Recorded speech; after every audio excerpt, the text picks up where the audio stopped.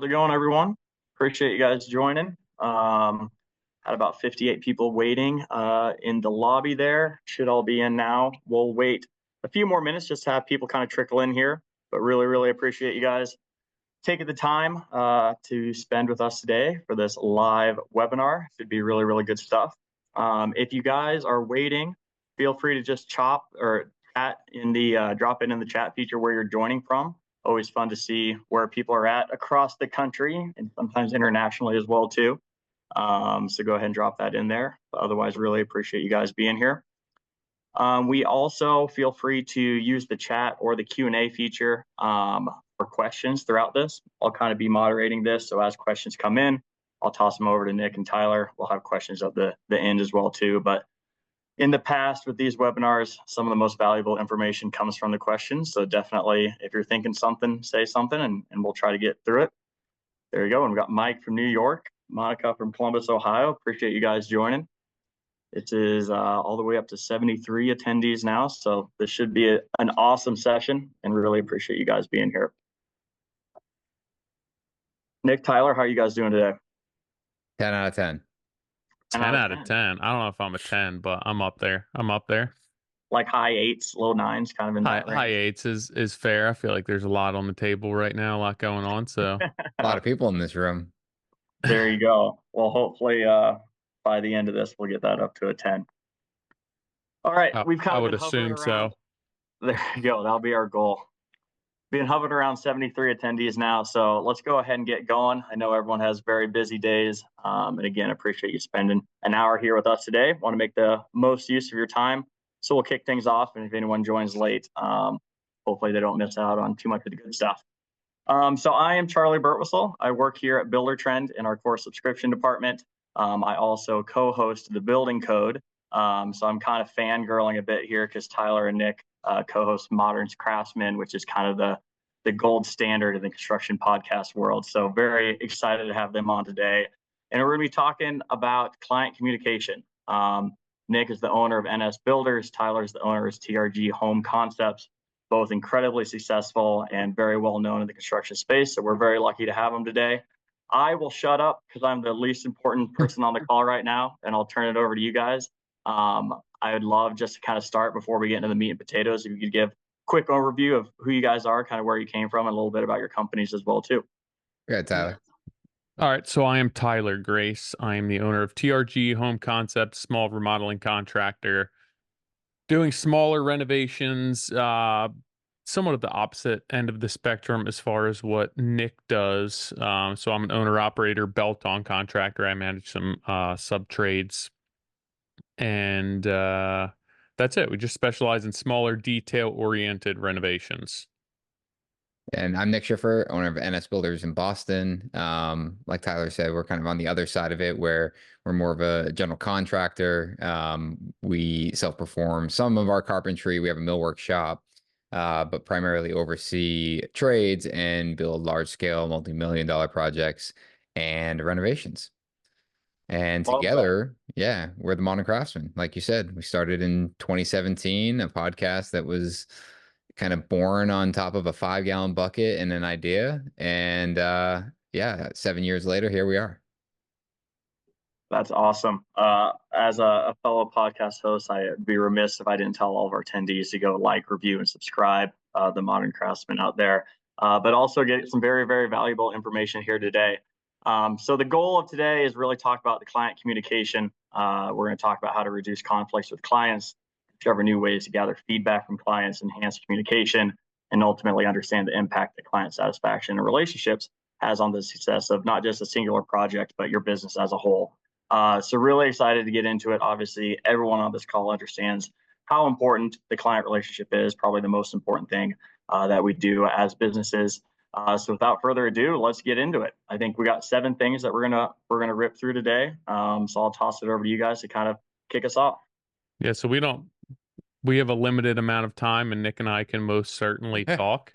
So I'm like, all right, we have 7 things. Let's devote around 5 minutes to each thing with a introduction. So we're gonna have to roll through this pretty quickly. But yeah, it's 7 ways essentially to keep your clients happy and coming back for more work, and keeping the leads rolling through the door.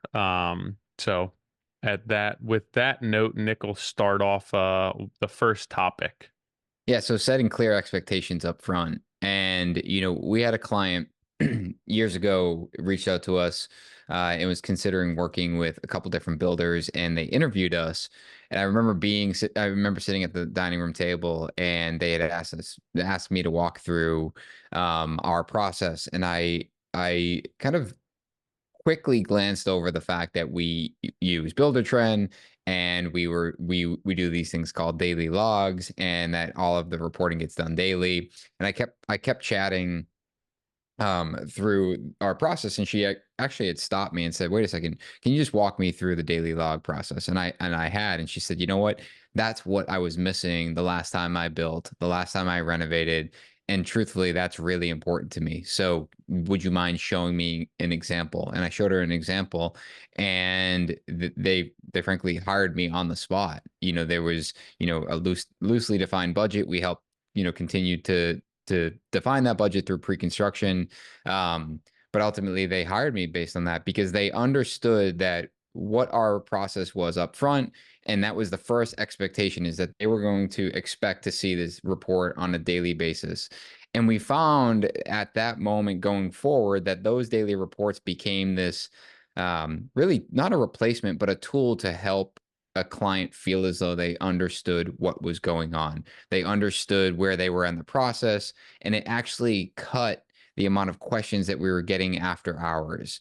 I remember years ago we'd have clients calling me or texting or emailing after hours saying, "Hey, what got done today?" Or, "Hey, are we still on track to finish the tile at the end of this week?" Where now they had the information kind of readily available, and had the ability to check in on their own. One of the other big things with clear expectations are going to be what are the deliverables for the project. So there's pre-con, there's the construction, post-construction. With that, we're handling pre-con, scope of work, schedule, budget, all of those deliverables. And what's really important with them is clearly defining what the expectations are. There's been so many projects where we've nailed the execution of a project, but it may not be what the customer anticipated or what they expected. So we potentially left money on the table, lost money. We didn't focus on what was important to the customer, and we didn't adequately and properly manage those expectations. And I think at the end of the day, like, a successful project is mostly successful because you're managing the deliverables and the expectations of those deliverables. So understanding them and clearly defining them is absolutely critical to the success of any project. It's funny. We had a client that actually hired us because of social media. She wanted to see her project unfold through Instagram, and it was one of the selling points when she connected with us. But only to find out that we struggled with that, because what she saw on social media while her project was underway wasn't always her project, and I did a bad job setting that expectation. And while it's unrelated to the construction, it is related to client expectations and managing them. So for us, over the course of especially the last 3 years, we've been really focused on, our SOPs, our standard operating procedure. We look at our business in three pillars. We look at pre-construction, construction, and post-construction. And what is the process? We find that all of that sounds great. I can sit and sell the pre-construction process to a client. Obviously, the construction process. I can also talk through the post-construction, how we're going to maintain their home. But if we don't then follow up and make sure that we're following the process that was sold, it becomes, really difficult, in terms of a relationship with the client. The client loses trust very quickly. So, I think my advice there is to, set the process in which you know that you can hit, and then over deliver where you can. Don't set those processes so high that the expectation is set so high, so when you do dip below, the client's getting upset. You're selling a much more conservative, we'll call it product or process. So every project is going to have its issues, its struggles, mistakes. How do you address those mistakes? How do you communicate with the customers, with subcontractors, with all parties involved on the project when things do go wrong? I know for myself, it's really important upfront to communicate with customers that this is an imperfect world. These are all imperfect trades, and it's not going to go exactly according to plan. So communicating that and being upfront with that, and then having a plan in place for when it does go wrong, to instill the confidence in your clients that, hey, everyone's learning, every project is one off and unique, but we do have the capacity and the systems in place to address the issues that we run into and come up with an effective and an efficient solution to them. So, um, just making sure that you set the expectation for your customer up front that this is not a perfect linear process. We will run into issues, but we will be able to handle them properly. Yeah, and be realistic.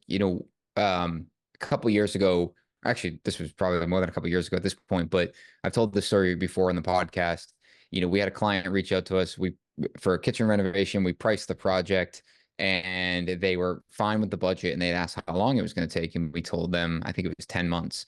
And they ended up not hiring us. And I reached back out as I do and asked why. And they said, well, the other contractor said that they could do it in 8, and only for that project to end up taking 11, I think maybe closer to 12 months.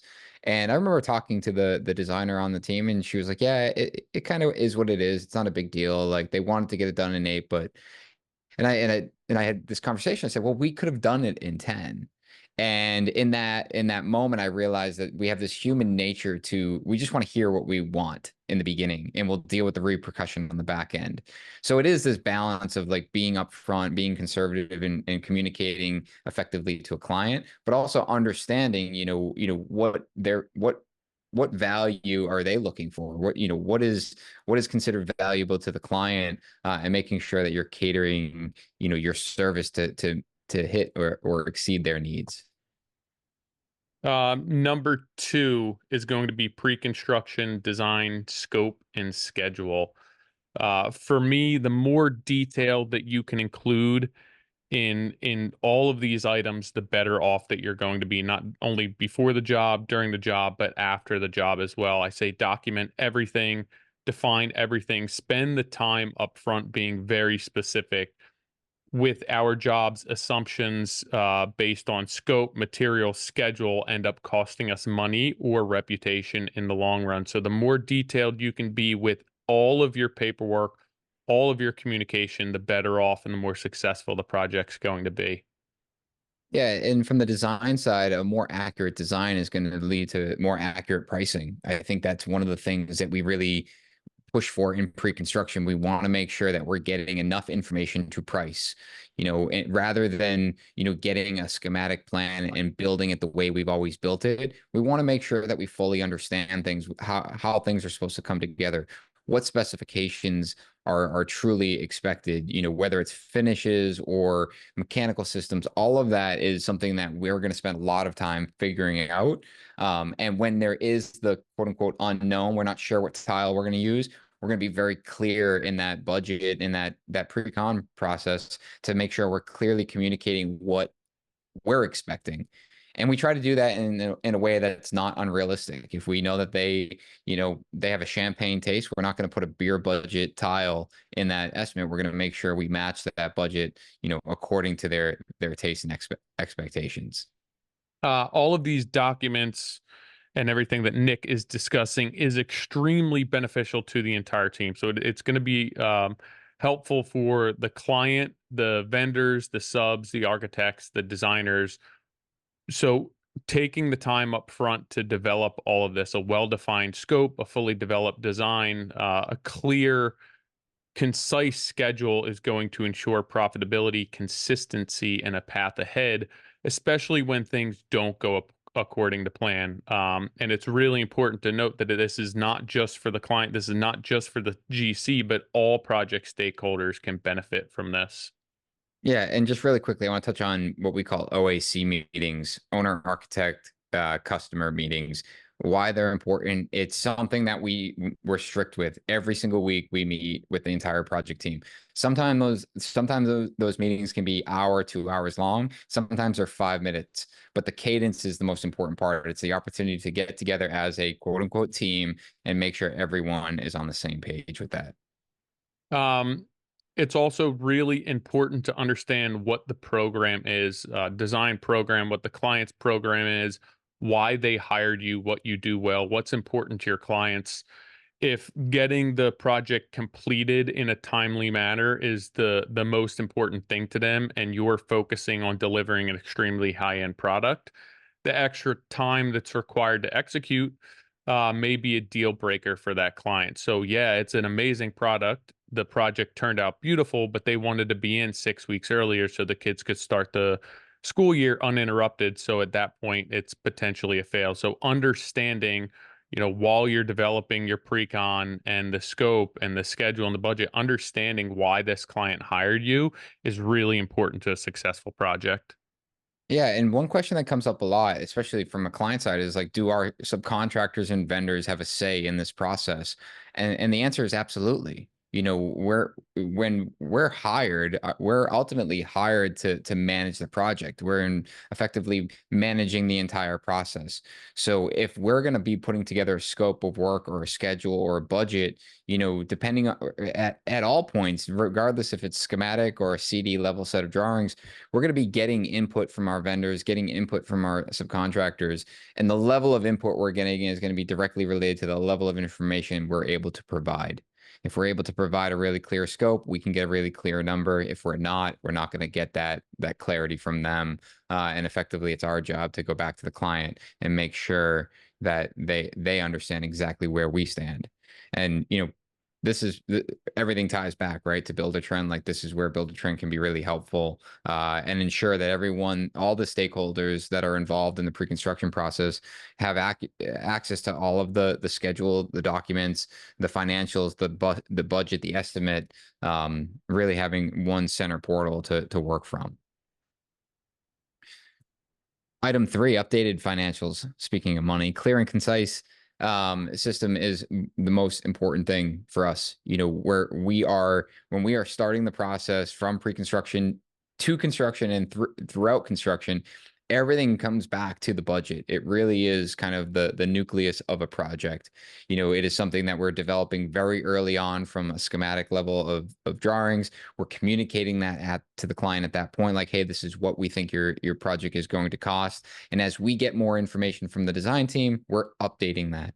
And ultimately, prior to construction, our goal is to have 100% vetted budget, and the client knows exactly where we stand when we start the project, and then they're being updated on a weekly basis. So as we're expending against a line item, they're actually seeing all of that drawdown, and that's where Buildertrend can come and play with this live budget. As you're spending against a budget item, you're seeing where that money is being allocated. Yeah, for my business, in order to remain profitable, I have to have an up-to-date budget all the time. I work in old homes. We're always running into changes. The scope of work that we initially thought is generally not the case as soon as we start construction. So having updated financials and understanding where we stand with the budget is going to directly correlate to the success of the project, because our customers are making decisions on how to proceed based on money that's spent, how much wiggle room we have in the budget, what the contingency may be. And it's day to day that we could be running into changes. So being up to date on financials is truly responsible for the success and the overall health of a project. Um, Regardless of your company size, scale, or structure, it's going to be different. I would suggest trying to find somebody for each project who is in control of those financials, just to start establishing and creating those systems, and just try and stick to the course. Be consistent with your invoicing, be consistent for when your subs need to submit bills, when you're paying vendors. Just create these systems and put them in place so that as things on a project get more chaotic and start possibly going haywire, you can at least rely on your systems to have some sort of normalcy throughout the project. Poor cash flow can ruin a project, but it can also sink a company. So you have to understand all of your financials every single day of a project in order to be successful. Yeah, and you know what?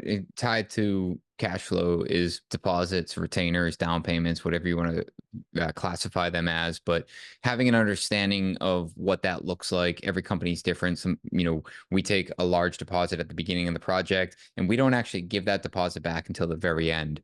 Um, and there's no right or wrong in my eyes. There's a way to do it that works for every company. It's tied directly back to how you're cash flowing a project, how often you're billing. But what's important and where we failed in the past is communicating what that is to the client. Hey, I gave you this deposit. Where does that money go? When does that money get attributed to the project? What do how much work why are you billing me directly after you take a deposit when you have money that you can pay your trades with? It's setting that expectation very clearly as to what that retainer is used for, or the deposit. I see Sean Ricks asked the question, does your approach to reconciling the budget change between cost plus versus fixed bid jobs?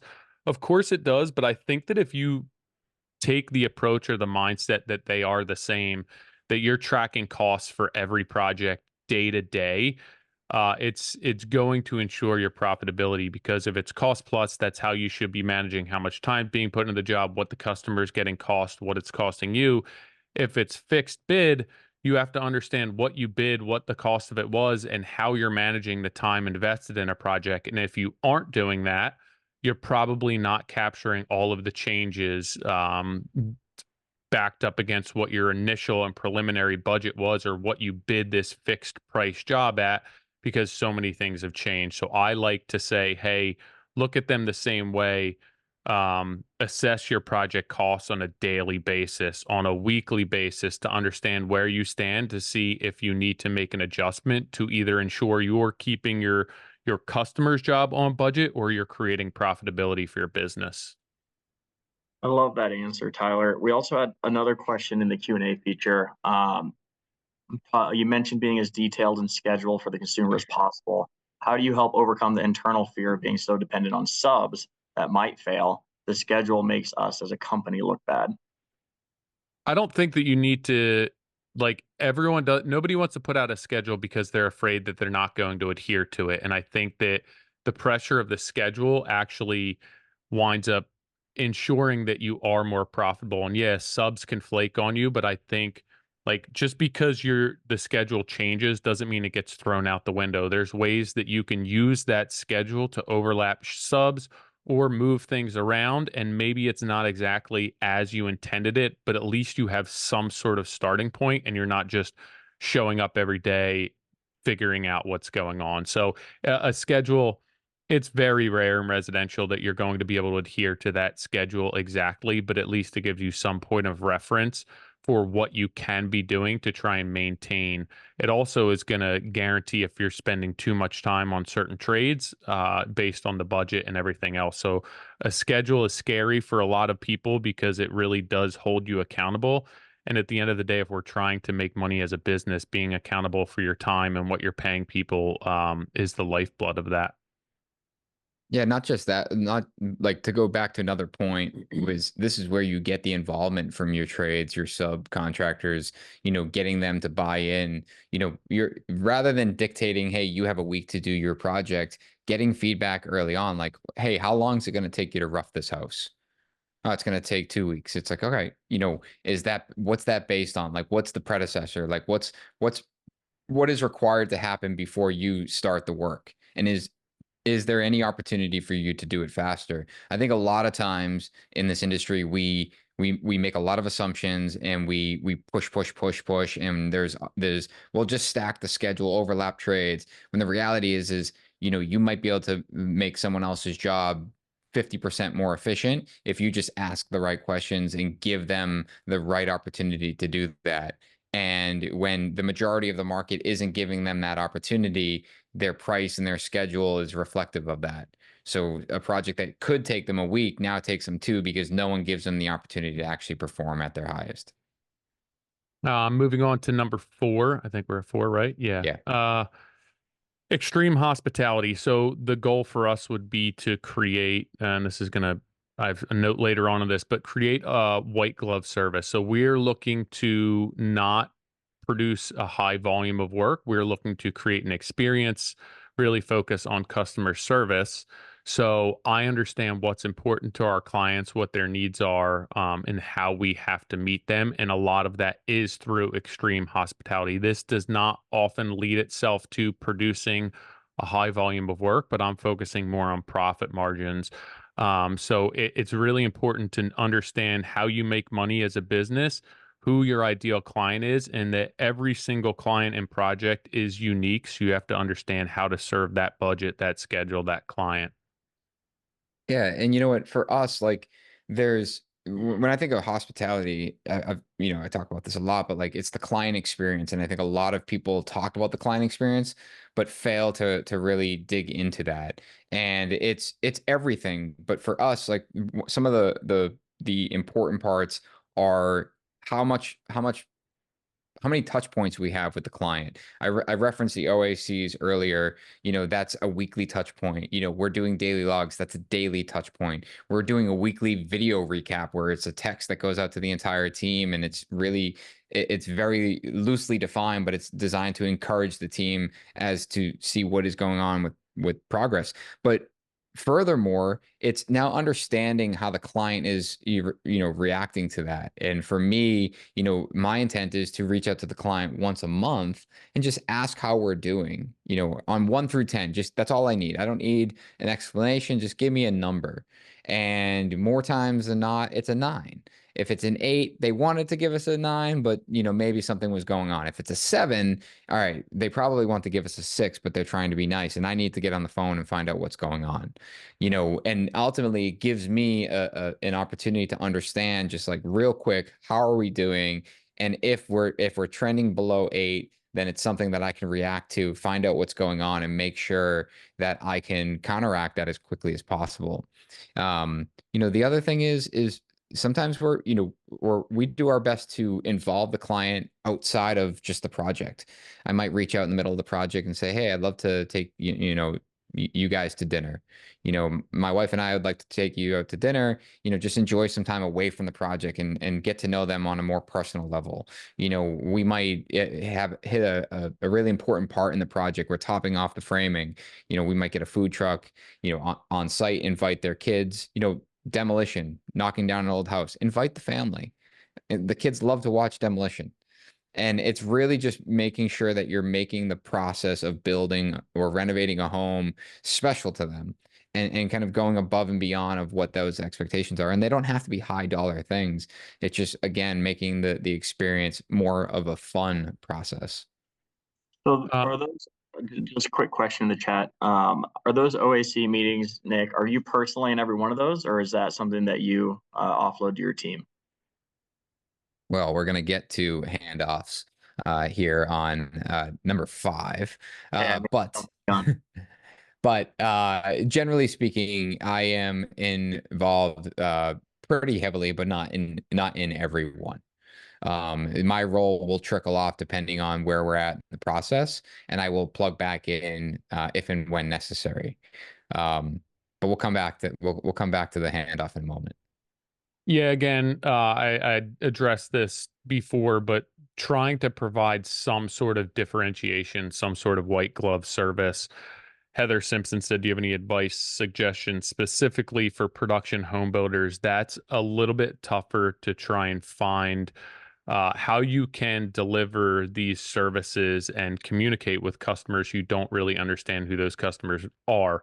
You're building for a ton of people. So I think that what I would try and do if I were a production builder, obviously bottom line is a consideration, but what are the stereotypes that people have going into a production build, and what can we do to alleviate some of the negative connotation that goes along with that, some of the concerns that they may have going into a production build? What can you do to better that experience for them? I don't necessarily have the answer for that, but I think when you start looking at, hey, we're a production builder. There's a lot of production builders. What can we do different than the production builder a town over from us?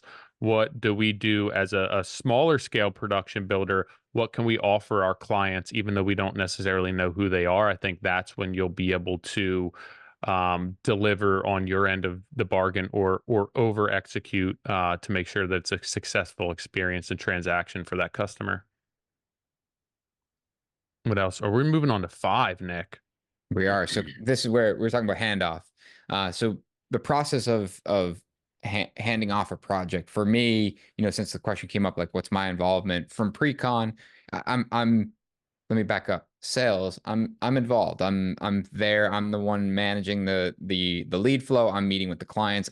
I'm basically putting together helping putting together the proposal as to, hey, let's hire NS Builders as a builder.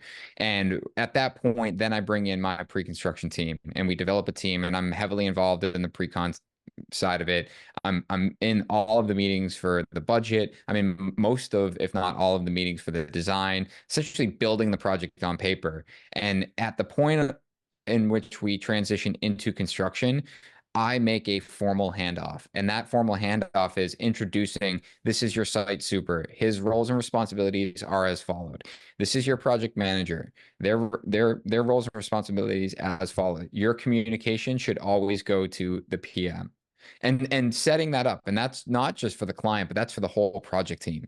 So, as soon as we've developed that project team, that's being introduced, and my role starts trickling out. But I also communicate that my role is I'm going to be in the background. I will be on site once a week. I'll be meeting with my team on a regular basis. We'll making sure, like, being that kind of last eyes and ears for quality control.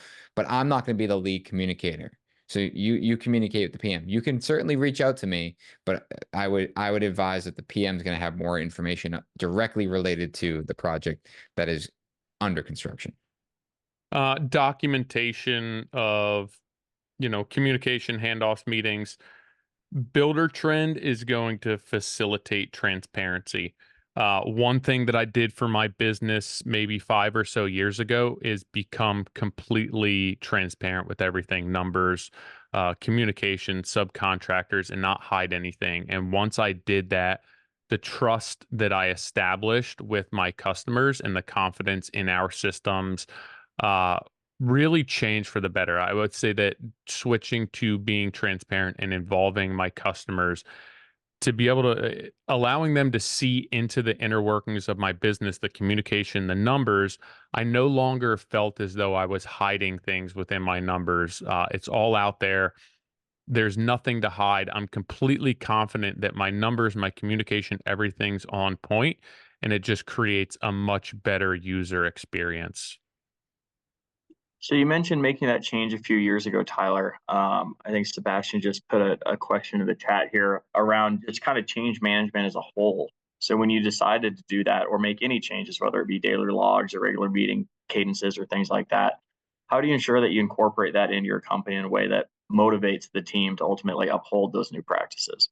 You have to make it easy. Obviously, you would know better than anyone, but that's what Buildertrend is going to help. There's even ways that you can integrate new processes and systems into your business, but it's going to be trial and error. We can come on here and tell you that Buildertrend has it all figured out. This is going to take care of it. There's going to be no issues, no hiccups. It's being consistent. It's scheduling things the same time every week. It's incentivizing people to do what they have to do when they have to do it. And I think that at the end of the day, if it makes a better user experience and it makes their lives easier and it reduces a lot of the liability that they have, they'll definitely stick to it. But if it's just there for the sake of being there because you want to say that you're documenting communication and it's not actually helping them, nobody's going to do it because it's just one more thing they have to do. I think with anything, when you're implementing change or a process in a company, it is getting the person that you're communicating to buy into it. And the easiest way to buy into it is to, not that this is a psychological trick, but it's get it to be their idea. And, and it can be just, there's plenty of examples of that. But if you're trying to implement daily logs for the first time, communicate with the team. It's like, hey, wouldn't it be great if, we could go back and see what happened yesterday, or be able to like print out all the, or flip through all the photos and see the progress of like everything that happened on a daily basis, or like get, basically encouraging them to understand that what you're trying to implement is going to solve or give them the opportunity to experience the project in a way that they want to, they're just not. And again, shaping it around it being their idea. Also on communication and kind of the handoff side of it, question that comes up is virtual meetings versus in-person meetings. It doesn't matter. A lot of our clients prefer the virtual because everyone's busy and kind of all in all different spots. You're going to want key moments when you're walking the site to be in person, but most of the time our OACs and our meetings in general are virtual. The nice part is nowadays we record all our Zoom meetings, and with AI, it's producing notes for us. So we're able to produce notes directly after a Zoom meeting, and then being able to send that out to the entire team. So everyone knows what we just talked about, what the action items are, and so on and so forth. And that is structured for us. We want to make sure that we're coming into the meeting with a plan and leaving the meeting with some actionable items. One thing to note with communication is really having a schedule and being consistent with it, and creating systems that you can take from job to job. You don't want to create a system that's unique to a project or a customer that then you can't bring to the next job with you. So as you're creating these, as you're establishing these systems, and they may be new routines, you may have to slightly alter them, but try and find ways to integrate these into your business where they can be taken from each project and they're not necessarily unique. As far as how often you're going to hold these meetings, who's required to be there, what time you're having these meetings, how long they're going to be. If you can do that for your subs, your architects, engineers, interior designers, your internal team, then everyone knows to block that out on their calendar every week. And it's going to make it a lot easier for them to plan their schedule out, as far as everything else that needs to get done in a week. Jerry McDaniels asks, is more focused on project financials. If time allows, can you speak to pros and cons of fixed costs versus cost plus from a client satisfaction point of view? I would assume it's fairly easy to figure out what the pros and cons to them are. I think at the end of the day, I like to approach it from the mindset on, I want my clients to make a decision on how they want to spend their money based on the established budget, timeline, scope of work, and design. And I think that if you can put a system in place that affords the entire team to basically control how the money's spent, how much time, what the execution looks like, while the customer at the end of the day is the end all be all of that conversation. I would like to think that that's the best case, whether that's cost plus, whether it's fixed cost. I think at the end of the day, a successful project, a client spends what they want to spend and gets close to what they want. And I think if you can create a system or a business model that allows you to be profitable, manage the budget, manage the schedule, and be realistic with the customer and the expectations set forth from the get-go, I think that most customers think that they're absolving themselves of a lot of liability by going with a fixed cost, that the price can't go up. But in actuality, if you're protecting yourself from a contract perspective, it's really not that much different. If something comes up that's not the original scope of work, it's a change order, and that's not that much different than a cost plus type of contract where you're changing as a scope changing and you're managing the budget on a daily basis. And I think that if you approach fixed cost from the same perspective and manage the budget daily or weekly, you'll realize that there's actually more similarities between fixed cost and cost plus, from a budget management perspective than there are differences. Rates and percentages are different there, but as far as controlling the budget, we should be doing the same thing day to day, saying, this is where we wanted to be, this is where we are, this is how much we're over, this is how much we're under, and why. Yeah, well said, Tyler. I didn't think we'd have the time to answer that. But you're spot on there's no right or wrong. It's really the, contractor, builder, specific. And ultimately your entire experience with the client needs to be catered around the business model that you are putting together. So find out what works for you and make sure that you're building a model that, fulfills the client's expectation on that. Speaking of financials, change orders, change of scope, that should be a process. And that's something that, if you're going to focus on, a single SOP, get this down, because I think a lot of guys mess this up. And I think a lot of it, a lot of times it comes down to time, or you'll come back to it. It's like, oh, they asked me to change something, I'll do it and I'll bill for it later. And then you don't bill for it later, or you go to bill for it later and they're confused as to why you're billing for it months later. And, if I had more time, I could give you a bunch of examples of this, but the reality is get the information to the client as quickly and as accurately as possible. And I almost stress that the quickness is more important than the accurate. As long as you're communicating very specifically as though this is a rough range. I will use one example, a powder room we did. Client walked by the room. We're on site. We're walking through, and they were like, "I want to change that powder room to all high gloss paint." And I said, not a problem. My team was ready to go and have the painter come out and measure the room and then put together a proposal to pitch it to the client and see if she'd approve it. And I was like, wait, hold on a second. We don't even know if the client understands that it's more money. So let's just start with that. Hey, Mary, do you understand that high gloss is more money? She might immediately say, oh, I had no idea. You know what? Then if it's more, then forget it. Or she might say, well, how much more? Well, I'm not really sure, but now she's got some sort of threshold in her mind as to like, what is too much? So, okay, we need to get a price. I'm like, we don't need to get a price. We need to have an understanding. So do we have any historical data? No. Okay. I'm going to get on the phone with my painter and I'm going to call my painter, explain the situation and see if he can give me a price. Well, I can't shoot from the hip. I need to look at this. I need to look at it. I need to put together a proposal. Well, all right. Is it $5,000 or is it 10? And then for me, I'm going to throw a couple numbers out that I think might be like an extreme range and then maybe something close. Well, of course it's not 10 and it's probably not 5. It's probably closer to somewhere around 3,500. Great. Hey, Mary, it's probably going to be around somewhere around 3,500, call it 4,500.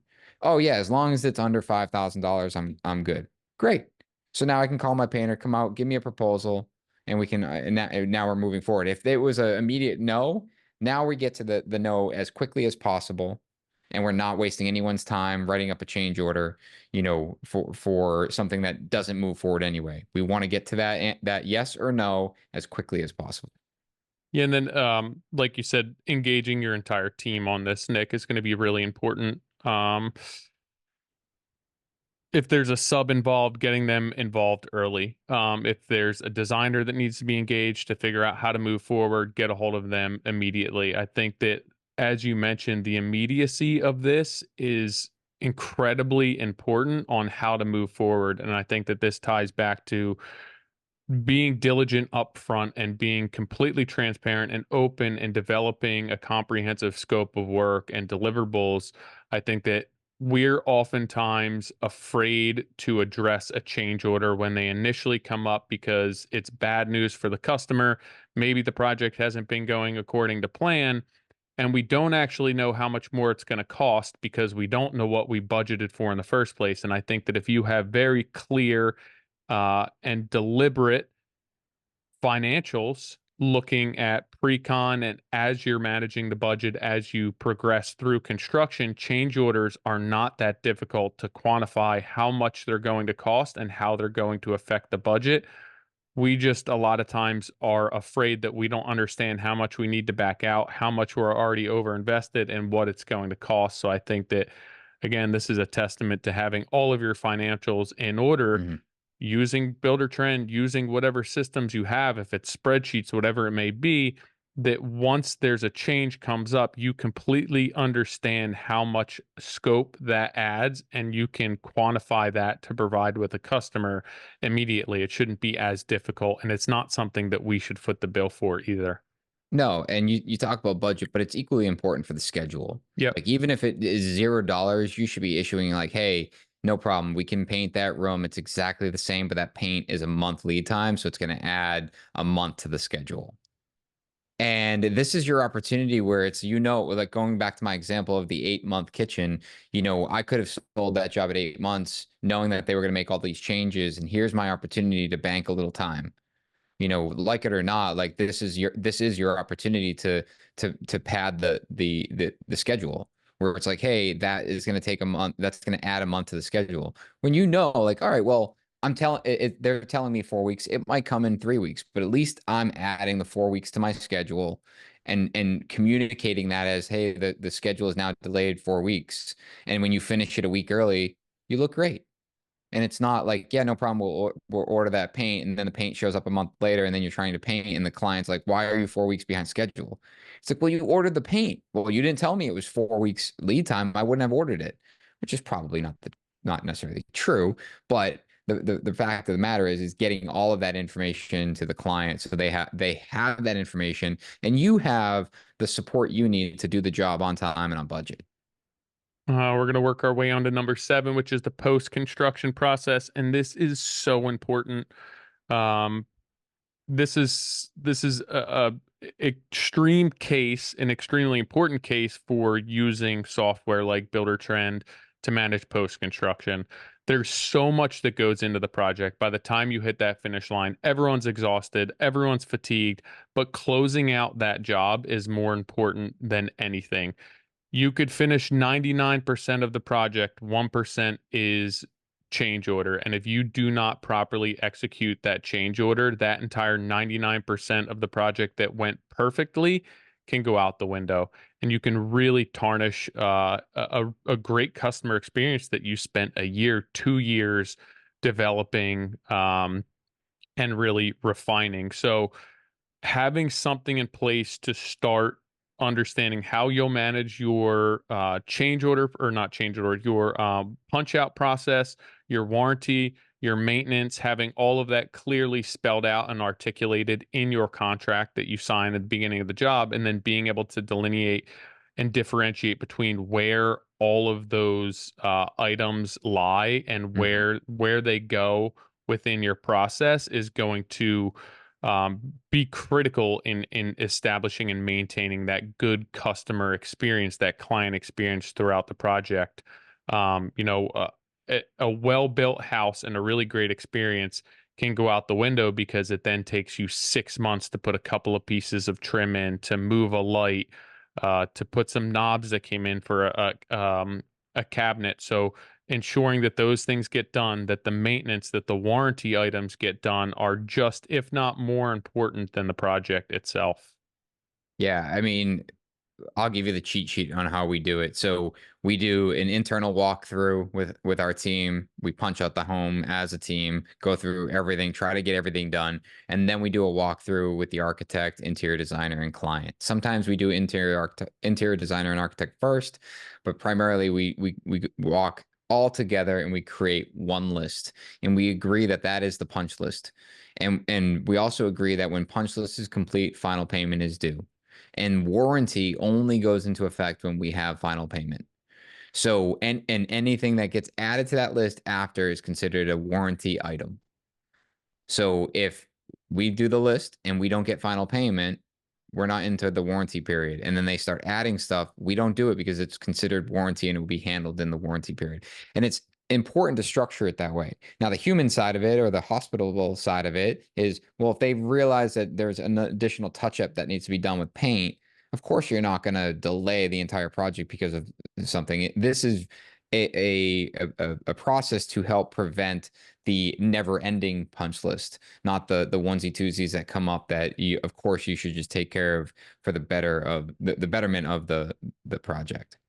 And then for us, maintenance, and is part of our process. The post-construction home care, this is what we're doing beyond warranty. We are helping maintain the home. We have a dedicated team that does that, and essentially we're taking all of the documentation and formalizing a maintenance schedule on the home, and then offering to do it because this gives us the opportunity to, in theory, extend our warranty.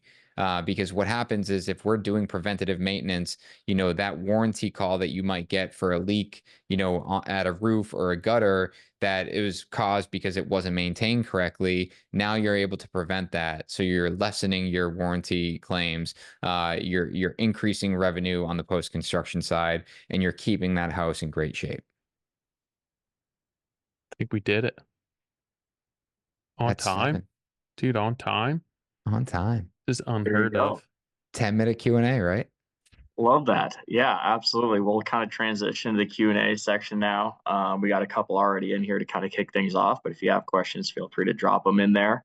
The first one, what are some common assumptions you see clients make that builders could avoid by setting expectations at the beginning, or things builders commonly assume the client already knows? I'm gonna need it again. What are some common assumptions you see clients make that builders could avoid by setting expectations at the beginning, or things builders commonly assume the client already knows? I think there's a lot. I think that we oftentimes draft scope or communicate materials as though the client understands them the same way we do.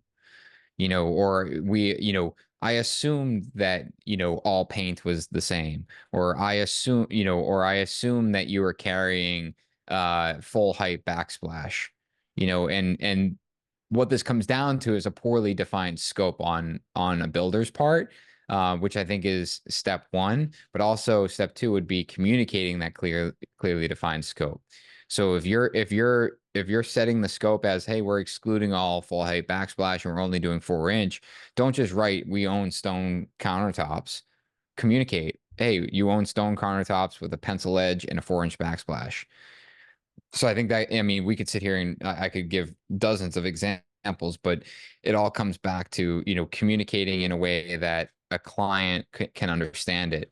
Again, using terminology that a client can understand. Maybe your spouse isn't in the trades and you could run, hey, does this estimate make sense to you? Can you read through this and tell me if there's anything that doesn't make sense? And I used to do that with my wife. I would ask, like, does this make sense to you? Not that she like doesn't have any understanding, but there's times where I'm going to explain something in a way that I should know that a client that has no construction experience would never understand. Yeah, and like the assumptions aren't bad. There's a ton of things that I assume going into every project, but what I do is rather than be these assumptions that live inside my head, they go onto paper. So I'm as you're creating this scope of work, even regardless of their assumptions or not, I'm putting quantities to these things. I'm making assumptions as far as how many lights we're going to put in, how many square feet of splash we have, what the edge profile is going to be. Even if we aren't there yet, at least there's something down that we're budgeting for. So then when the work actually goes into place, hey, this is what we budgeted for. This is what we allocated towards the budget. If you want to change that, it's going to be X amount more. Now it's in the customer's court as to how they want to spend their money. I don't have a huge issue with assumptions as long as you are adding them to your scope of work as tangible items that you can do takeoffs for. I think that this is why Nick and I put out a ton of information and content around pre-construction, and this is why it's so important. Having the necessary time to develop proper scope, design, and pre-con is important and basically imperative to having a successful project. So I think that at the end of the day, it's spending the necessary time up front to develop that design, scope, budget, and schedule prior to signing a work contract. Love that. Another one that came in here is what's the best way to handle a quote unquote challenging client? I'm sure everyone in here can think of an example of who that may be referring to in their head. But what are some best practices that you guys have found work for you? Stick to the facts. Like dealing with a difficult client. I mean, I'm thinking of one specifically, but I think what it comes down to is you were hired to do a job, and try to do your best to remove emotion from the process, especially when it's the negative emotion.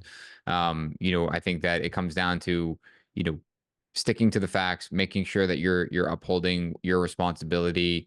Don't try to punish them by not doing as great of a job because they're a difficult client, because you're just going to be in a world of kind of hurt at that point because they're just going to start using everything against you. Yeah, I think to remove yourself emotionally from the situation, I think it's also really important to not badmouth them to other team members. Just keep that internally, keep a happy face and make sure that everyone else is continuing to show up and do their job, and don't really, you know, add fuel to the flame, so to speak. I think that once you start speaking badly of a client or letting it be known to the rest of the team that they're a bit of a hassle client, I think that the experience goes south pretty quickly. Here's an interesting question from Lucy joining us from the UK. On what basis do you justify having a deposit from the client at the pre-con stage? Is that typical in the US or unique to your company? I'm in the UK and a request for a deposit would go down like a lead balloon here.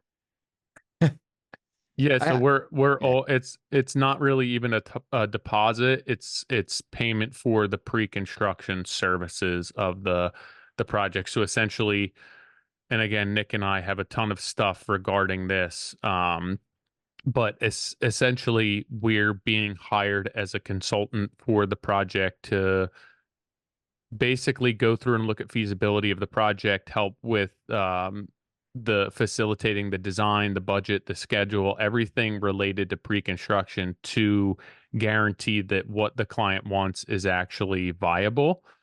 So I did for a long time look at that as a pre-construction deposit, and now I approach it more from the mindset that this is a fee for pre-construction consulting services, and we're going to build this project on paper and ensure that it's feasible prior to moving to a construction contract. And I think for a lot of markets, the mindset has been that that would go down like a lead balloon. But I think that with systems that have been developed with things that Nick and I are doing, that it's actually a more realistic opportunity to integrate into each one of your projects. Love that. There's been a few questions coming in about the recording, so I just wanted to cover that right now. The recording link will be sent out within a day or so after this wraps up, so you'll have access to the full recording here. We also just tossed a link in the chat for kind of a one-pager PDF that has all 7 takeaways that Tyler and Nick walked through, plus 3 bonus tips and tricks. So feel free to check that out. It's in the chat, but it's just buildertrend.com/MC takeaway. So to answer the recording and debrief questions, both of those will be shared after this. We maybe have time for a couple more. From Cody, how do you account for price increases / inflation on a 2-year plus build in the pre-construction phase? I mean, I think if you're fixed cost, like you need to have language in your contract to protect you from that. If you're cost plus, that's a little different. You're essentially billing the cost regardless of how it comes in. But again, this just comes back to communicating with the client. We had a And client, documentation. yeah, pricing it, being accurate with your pricing and communicating what that pricing is good for. It might be 7 days, it might be 30 days. We had a client that when we were building, that he wanted to purchase all of the lumber that day and store it because he was afraid of lumber price changes. And we didn't have the ability to do that. And unfortunately, he was right. Pricing changed, and we did everything we could to pre-order and try to beat those prices. And ultimately, fast forward 2 years later, the lumber is back to where it was.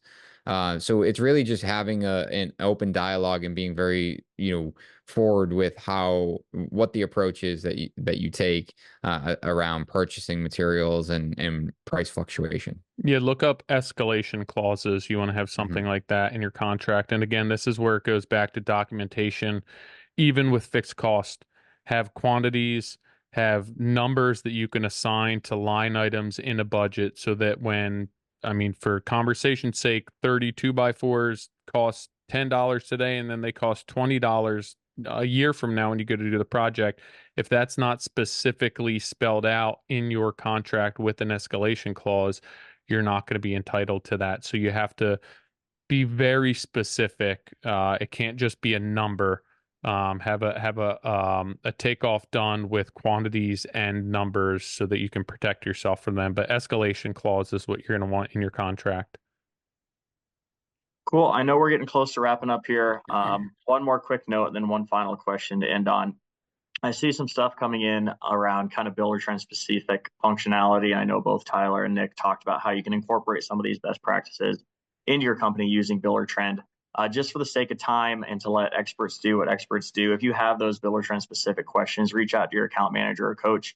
They'd be more than happy to walk you through a quick training on how to incorporate change orders, set your schedule baseline, connect all your predecessors and dependencies along that critical path, daily logs, standard operating procedures, punch lists, all the buzzwords that we've talked about here. They can build those out directly in your account for you as well.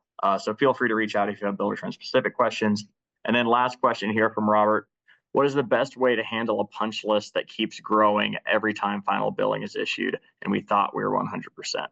It's if you don't set that standard in the beginning, you'll never get there. That's why I said you walk together, you create one punch list, and you all agree, sign on it, saying this is the punch list. Anything above and beyond this will be treated under the warranty period, and the warranty period is only effective once final payment is received.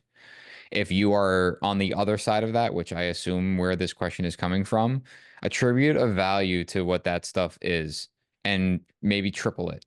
Hey, we're missing a cabinet door hardware for that, and it's holding up a $50,000 final payment. Okay, well, how much is that cabinet door hardware?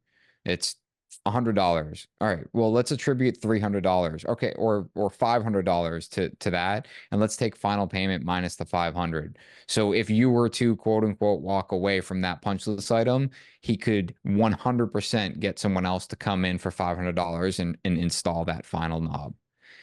And I think that's, but this all comes back to setting that client expectation up front, which, it is done through thorough and what I would consider, almost an over communicative style.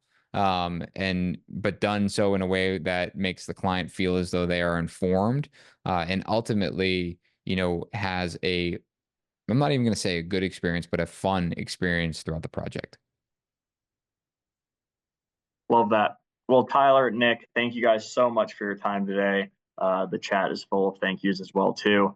Anyone still listening, again, this recording will be sent out. Check out that link that we dropped in the chat that has the PDF one pager that you can share with your team as well. Otherwise, really appreciate the time and thank you guys for spending your noon hour with us. Thanks, guys. Yeah, thank you. Appreciate it. Have a great day. Bye, everyone.